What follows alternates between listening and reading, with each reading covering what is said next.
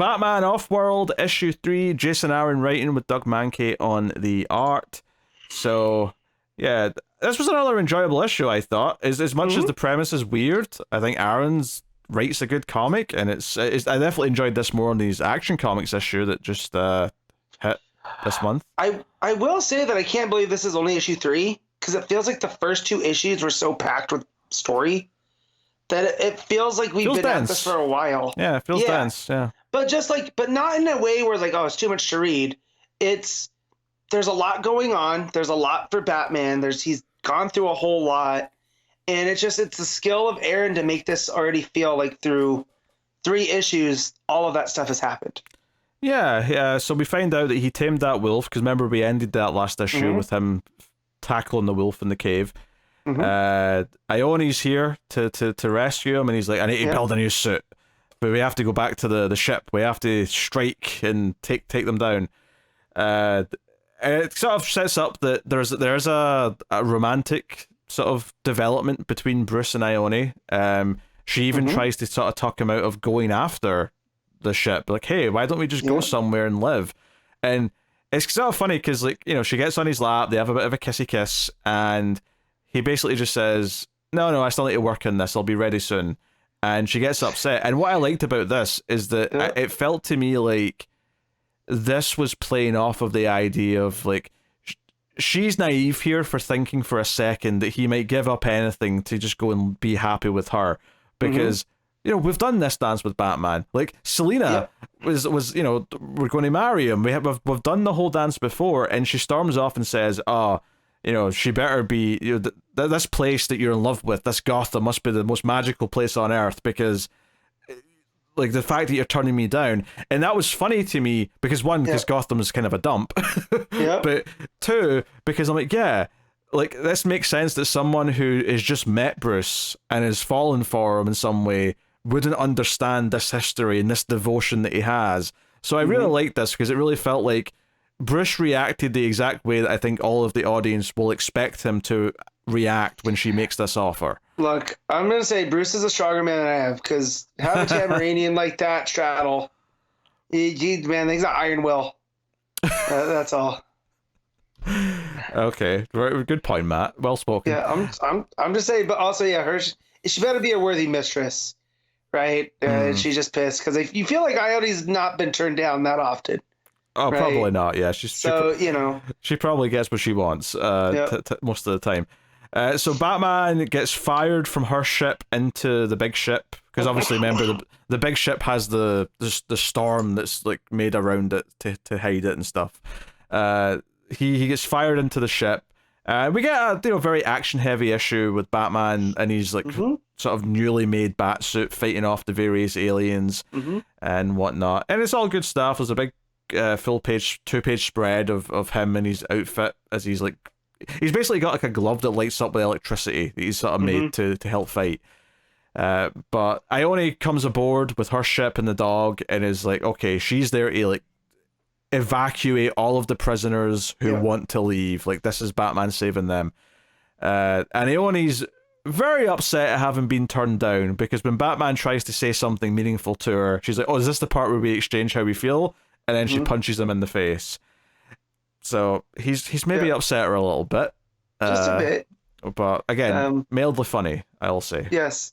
And we'll also love when she's trying to evacuate the ship, because we also get with the captain is the storm, the weather people that manage the storm are like, you know, sir, we have all the troops that we need for the mining, you know, it is the Black Sun Mining Company.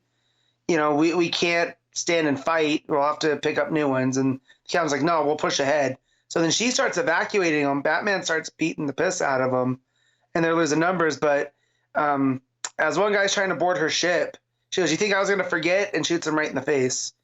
You know, one of the people that she had issues with before. So, you know, I thought that was pretty funny as well. Yeah, which obviously Batman, because there's another scene here where Batman tells the big alien dog wolf to not kill anything, and the dog it agrees, but has at least cut off or bit off someone's hand. So you didn't say they had to have all their limbs. You just said don't kill them. That's true. Technically, he's following his orders.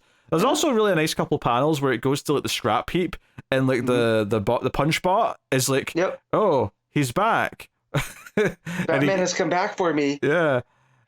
So that was kind of sweet, because that was a lot of heart in the second issue, was the Punchbot stuff. So yeah, they are here from Mankeys, typically very, very strong. The action, all the deep inks, all that stuff, very well defined. Basically, Batman takes on the main alien dude with the horns because he wanted to fight one of his kind, because that's the sort of alien that showed up on Earth. That's what he was here for. And he makes it very clear he's learned every weak point, every nerve, everything he can attack to finish his mission and be ready to go home, because now he's prepared for this threat now.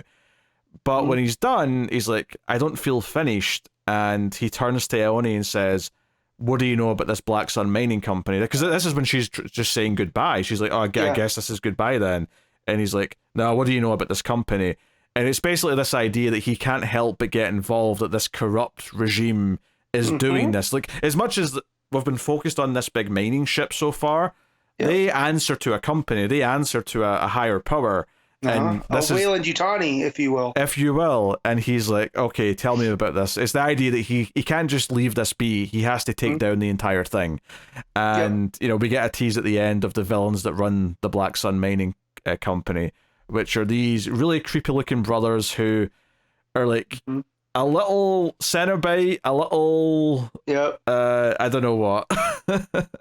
They're very creepy. They look like the Kaminoans from Star Wars, the cloners.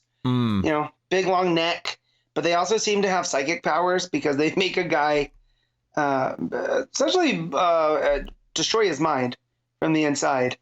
So I wonder if that's both brothers or just the small one, because he asked the small one to come in, and he's the one that whispers something in the guy's ear, which makes him his head around. Maybe it is both of them, I don't know. But my expectation is that their names here are Wrath and Whisper, and that the little one's Whisper, and that's his power, is that he can whisper something in your ear and make you go nuts. Or maybe it's just poetic, because as Yes Brother well said, whether by wrath or whisper, it all ends the same. Yeah, but they're bolded, so I kind of took that to mean he's say, or I guess she, is this a woman? I think this is a woman, actually. I think that's a woman, the twins. So it's a brother and sister rather than brothers, sorry. But I think I took that to mean is the brother's name Whisper, and that's his power, and she's Wrath. And she looks stronger, so Wrath makes some sense. Yeah. So all I know is they're very creepy. I do not like them. Oh yeah, they're very creepy. So I mean, this was kind of like almost wrapping up a mini arc, but it's not really the end of the arc, though. It's just kind of the bridging to the larger part of it. And just also with the part of Batman trading to beat that type of alien, right? It also wasn't just like, I like that in the context Aaron gives it of, he had to know how to defeat this type of alien, because they'll be back in Gotham, right? Like, that's where he ran into him. So if he can know how to get rid of these type, then he'll be able to protect Gotham better. So I like that it wasn't just him settling a score or any of that. It really is a knowledge-based type thing. And then here, because of that, him having to go back and do this, him realizing, like, there's always going to be something bigger, there's always going to be something for Batman to fight. And here it's the mining company, because we even get Ione when she goes down to that planet and she's talking to the locals. She starts like, yeah, I'd be upset too with how, Black Sun Mining Company has been treating you guys, so. Yeah, it's not just the ship. They're actually, hurting the planets. They're hurting people. Yeah. And so there's all through that. And then Batman essentially weaponizing the major predatory species on that alien's planet, this barbed wolf, and he brings it back with him almost as a as a mental game. He talks about how, like, the wolf could have killed him because he was basically done fighting, but the wolf clearly saw something in his eyes that he should align with Batman, because Batman will take him on more interesting hunts. Yeah. And he's like, yeah, I'm going to keep that promise. I'm going to give him something to hunt. So very, very fun sci-fi stuff going on with Batman, which I never thought that would be a great combo. But like this high alien sci-fi stuff, it's really hitting with Aaron here. Yeah, obviously it's not billed as an Elseworld or anything like that, and I think technically it probably is in continuity, but it's the sort of thing where I'm always going to think of it as an Elseworld, because it's weird to me to think about the regular Batman his having gone and done this. Yeah. But as a story on its own, I'm having fun with it. Yeah, he got shot from a spaceship to another spaceship. Like that's not something Bruce typically does. Yes, I mean, I'm assuming there was protective gear involved, but you know. Yeah, of course, but still. Yeah. But it's a lot of fun for him befriending a wolf on top of everything too. To me that is kind of very Batman. But so to put it on an alien planet and him earn the respect of this massive predator, because at the end of the day, it's almost like Batman's the biggest predator out there, because he's hunting crime and all those all the people that want to do evil. It's it's delightfully still Batman while doing something new. Yeah, well, I'm having fun with it. So, what you rating Batman Off-World? I'm gonna give this a solid 8. Yeah, I find it hard to disagree with that number. It's a really good time without being, my definitive Batman or anything like that.